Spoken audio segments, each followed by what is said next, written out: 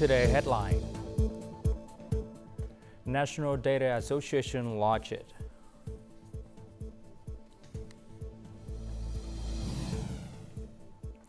And youth enthusiastically join Earth Hour 2025.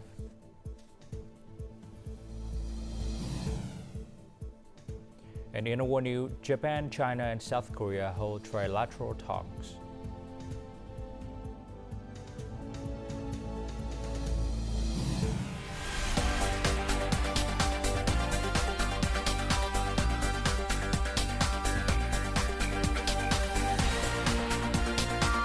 Broadcasting from Hanoi, the capital of Vietnam. VTV News starts right now.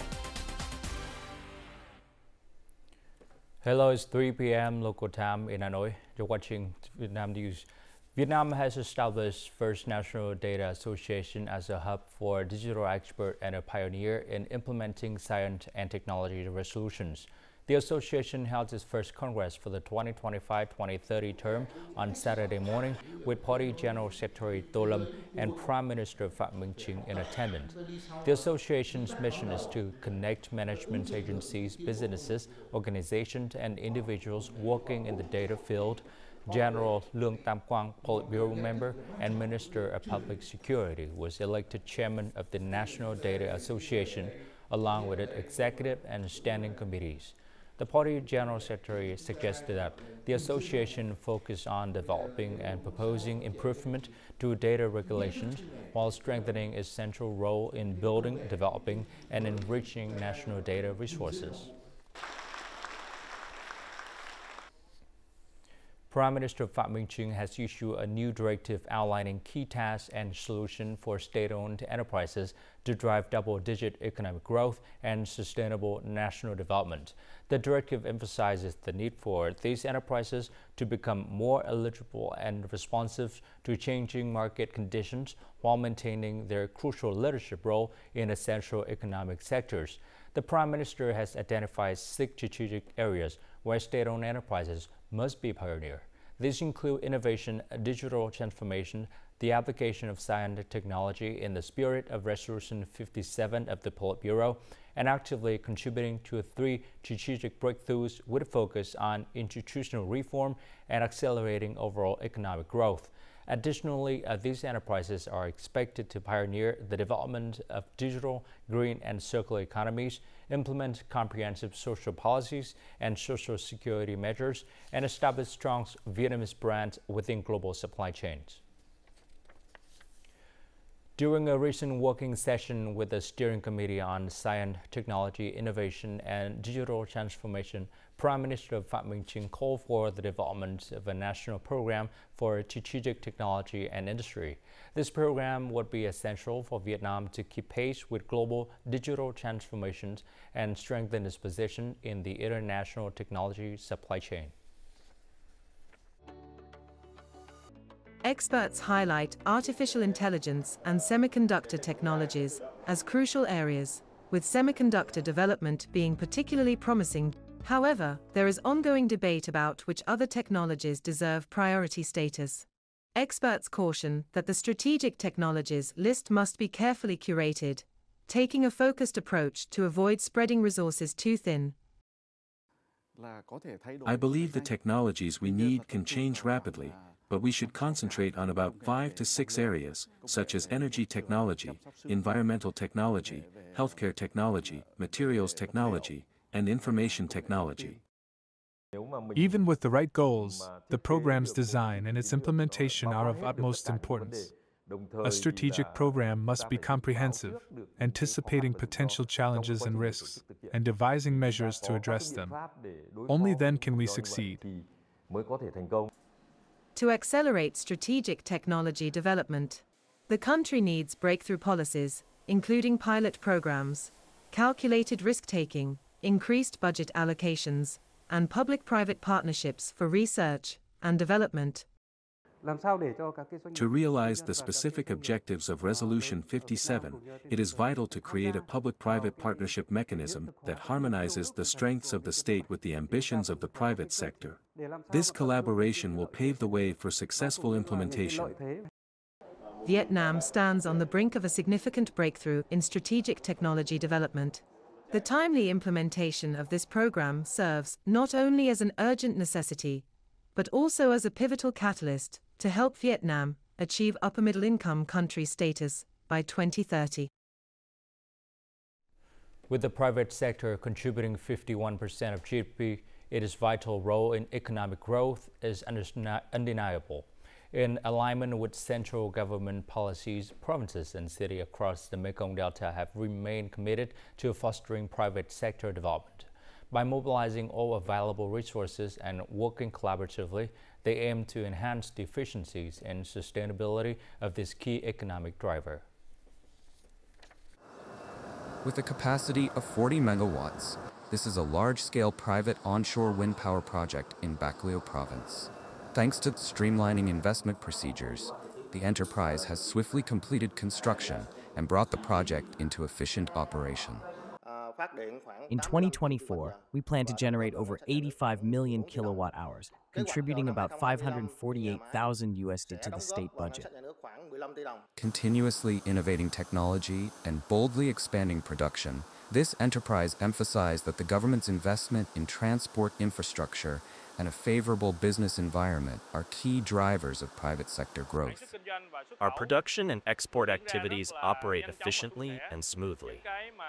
Challenges and concerns faced by the enterprise are always heard and resolved promptly. The government's focus on developing transport infrastructure is creating new opportunities and, along with practical policies, has significantly boosted private sector growth. The Mekong Delta is home to over 71,000 enterprises, with the majority belonging to the private sector. Beyond its significant economic contributions, the private sector also plays a crucial role in providing employment for millions of workers. Resolution 57 of the Politburo reflects Vietnam's strong commitment to achieve advanced capabilities in science, technology, innovation, and digital transformation. And to realize this goal, in addition to institutional reforms, many localities are investing in the development of modern infrastructure to attract high-quality talent. Bac Mai Hospital's second facility in Ha Nam Province is nearing completion. To secure a steady source of high-quality medical professionals, the hospital plans to upgrade Bac Mai Medical College into Bac Mai University of Medicine and Pharmacy. This new university, located within the Nam Cao University Zone, is expected to attract between 5,000 and 7,000 students. It would be beneficial for us to have a medical school close to the hospital. We can combine training and residency programs for students who might later become part of our staff. I really hope more advanced, well-equipped facilities are built so that we can receive on-the-job training. I also hope more housing assistance is available.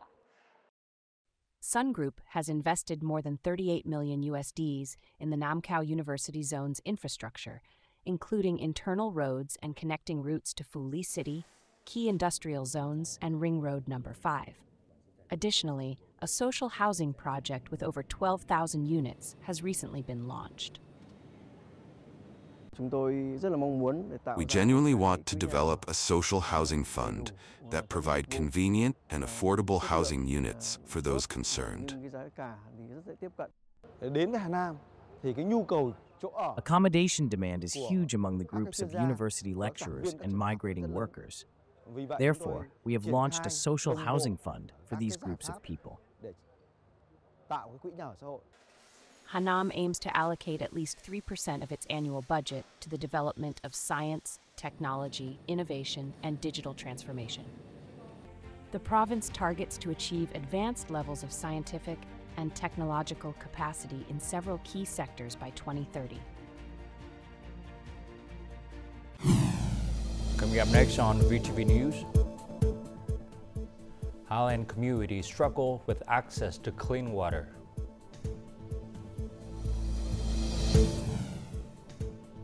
And Putelang Festival, return to the bright Azimuth land.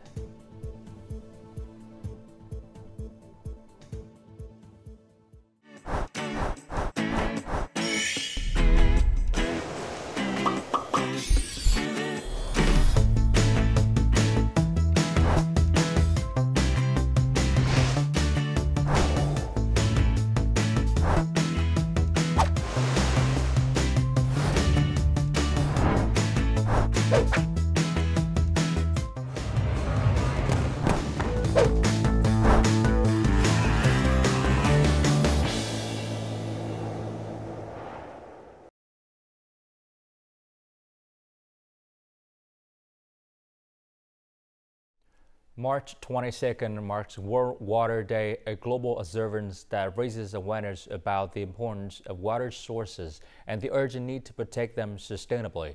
However, many regions still lack access to clean water.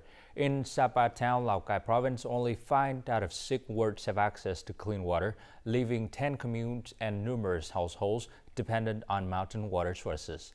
And despite recent investment in a new water facility, the town's steep terrain prevents many residents from accessing clean water. This man relies entirely on mountain streams for all his daily needs, from cooking and bathing to washing and watering plants. Despite being located in the heart of town, his village still lacks access to clean water. For 40 years, I've been using only the stream for domestic water. There's a clean water source nearby, but due to its location, I cannot access it. Among Sapa's 6 wards, this is the only one without access to clean water sources. Local households rely completely on natural water from the jungle. They refer to it as naturally flowing water, but it's not clean. Both buffalo and cattle graze in the area, and farmers grow crops, especially flowers, with heavy amounts of pesticides. Sapa Town has 2 water treatment plants. The Lào Cai water plant has a capacity of approximately 6,000 cubic meters per day.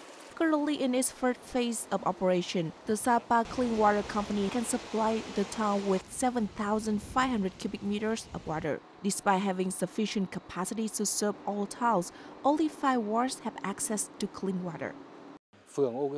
Sapa consists of 6 wards and 10 communes. Clean water supply has been implemented in 5 wards.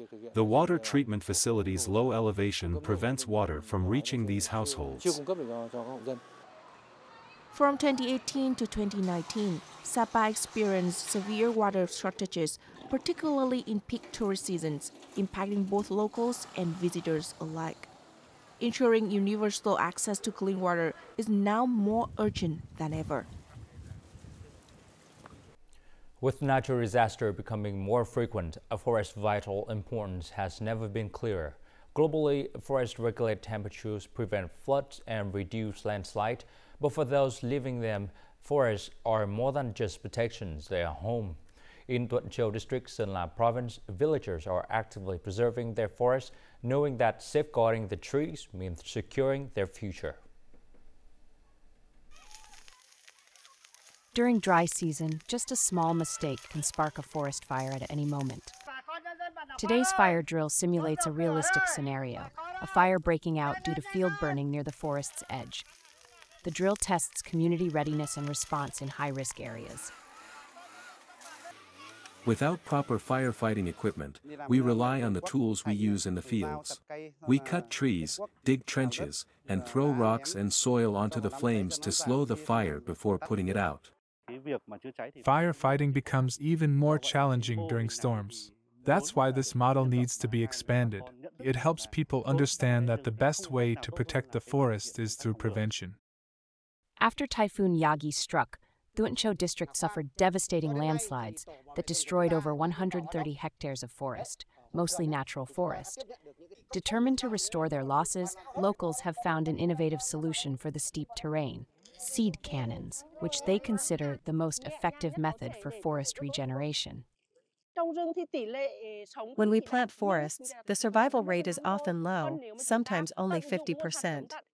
But by utilizing local seeds and community efforts, we can make a difference.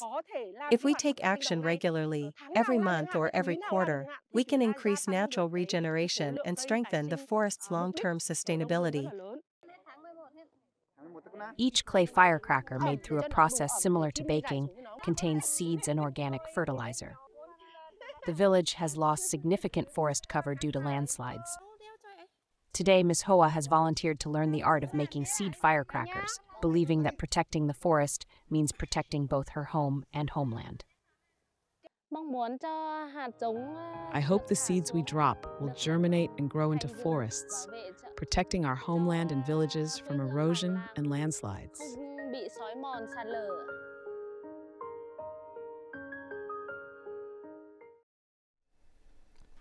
The Earth Hour campaign's iconic Turn Off the Light for 1 hour event will take place tonight, Saturday, March 22nd, from 8:30 p.m. to 9:30 p.m. in Hanoi.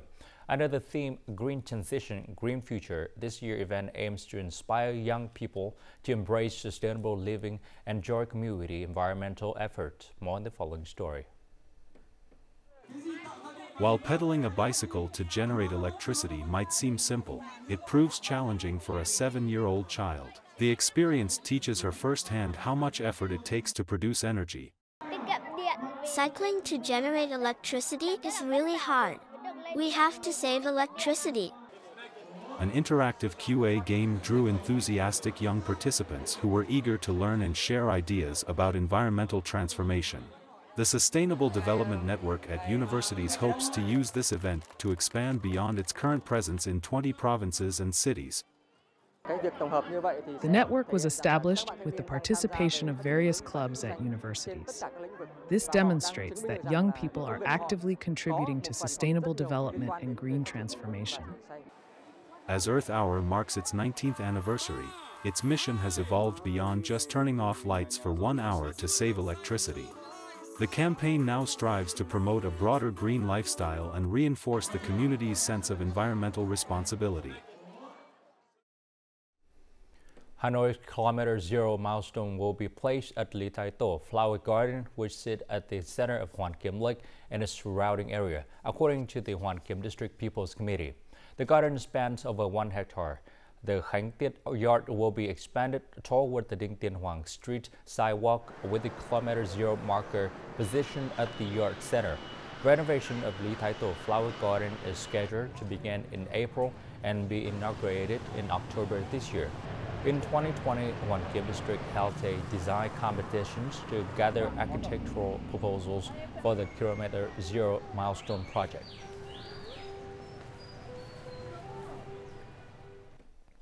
One of Ho Chi Minh City's biggest tourism highlights this year is the Bến Thành Suối Tiên Metro Line 1. With passenger numbers rising, the metro is creating new opportunities for tourism and business. Many city tours now incorporate metro stops, while restaurants near stations are expanding from street food stall to high-end dining to cater to visitors looking for new experiences. Anticipating the rise in metro passengers, a new coffee shop recently opened next to Van Thánh Station in Binh Thanh District. In just 3 months, it has welcomed over 5,500 customers. Many residents shared that since the metro line launch, they made a conscious effort to use it. Taking the metro here for coffee is affordable. The ticket from my house is 40 cents, much cheaper than a taxi or motorbike. Plus, the cafe offers reasonable prices, with drinks ranging around $2.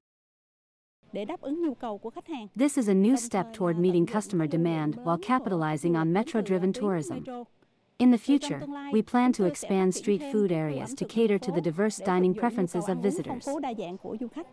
Restaurants near metro station are capitalizing their prime locations to attract customers. Some establishments, like this high-rise restaurant, showcase panoramic views of the metro system.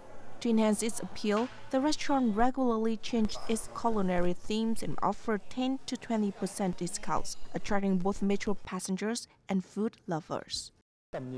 With this new scenic view and constantly evolving cuisine, we hope to attract more guests, offering them both convenience and value, encouraging them to return more often.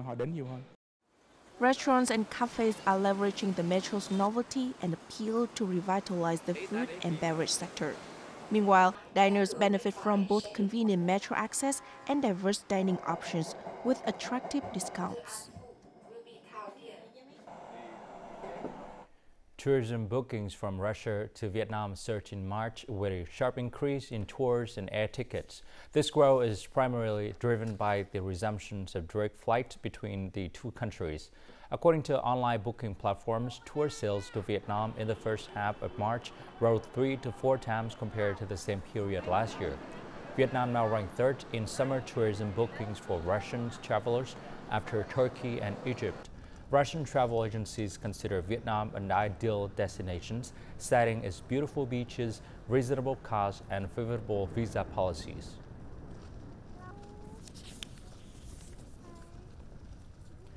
Lai Châu province launched the Putalang Festival with the theme Return to the Brilliant Azimuth Land Friday night at Mường Lữ Lake in Tam Đường district. The Putalang Festival is an annual culture, sport, and tourism event that coincides with the blooming of azimuth flowers. The festival celebrates and preserves the traditional cultural values of ethnic groups while showcasing the natural beauty and tourism potentials of Tam Đường and Lai Châu province. Festival highlights include art programs themed Return to the Brilliant Azimuth Land, raft racings on Mường Lữ Lake, rice cake pounding competitions, ethnic cuisine, and the third Lai Châu Provincial Open Mountain Climbing Tournament.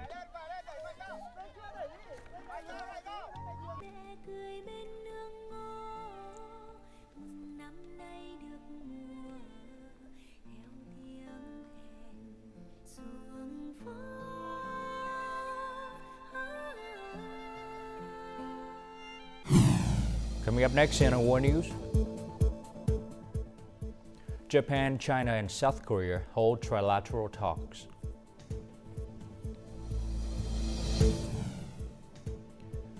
And glacier melting reaches record levels.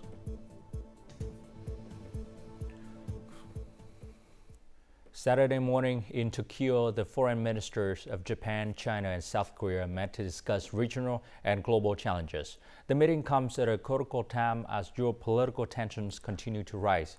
Japanese Foreign Minister Iwaya Takeshi, Chinese Foreign Minister Wang Yi, and South Korean Foreign Minister Cho Tae-yeol participated in the discussions, which lasted over an hour.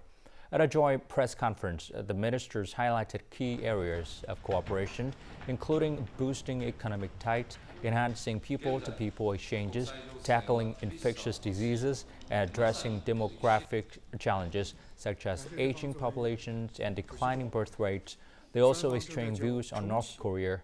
While a press release was issued, no joint statement was released. This marked the 11th trilateral foreign minister meeting since its inception in 2007 and the first since November 2023 in Busan, South Korea. With Japan, China, and South Korea accounting for more than 20% of global GDP, expectations are high for their cooperation to drive economic stability and regional security in Asia.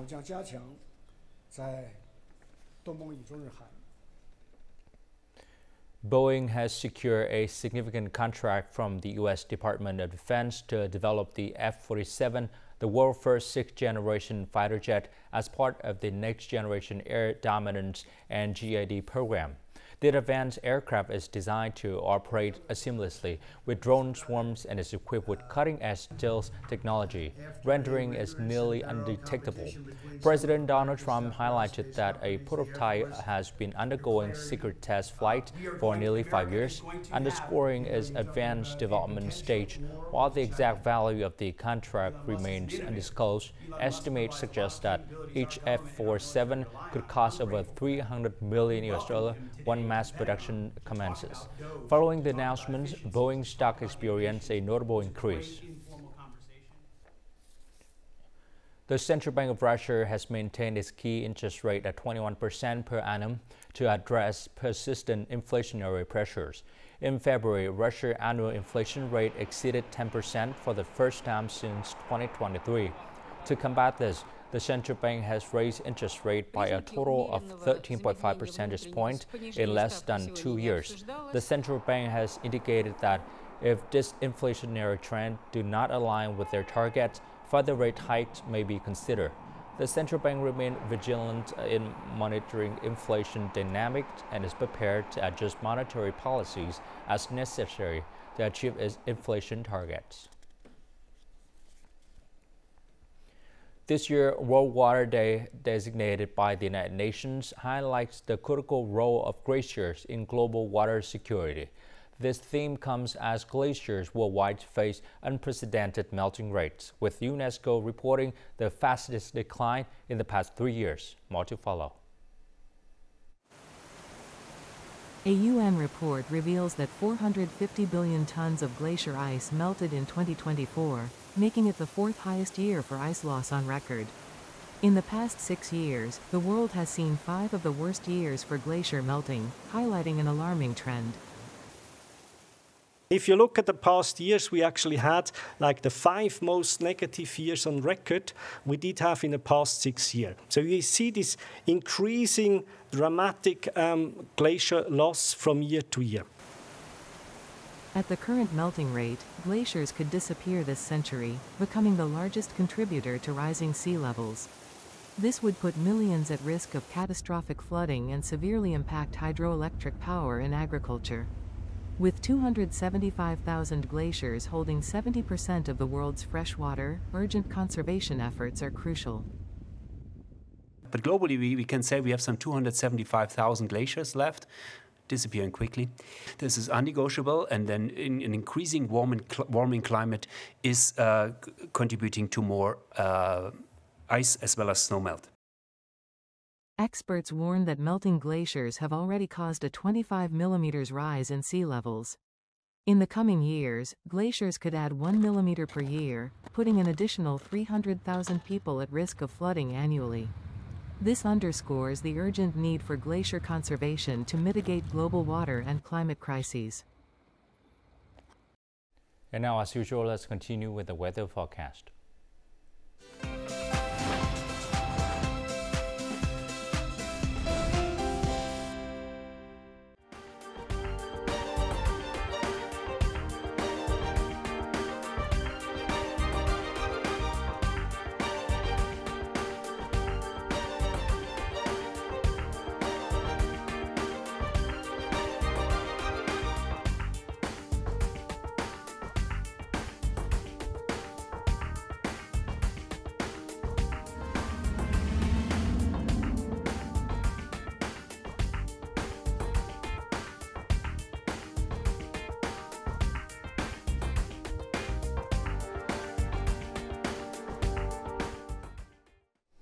If that's all the news for today, to rewatch your program, you can log on to VTVgo.vn or download a mobile application VTVgo.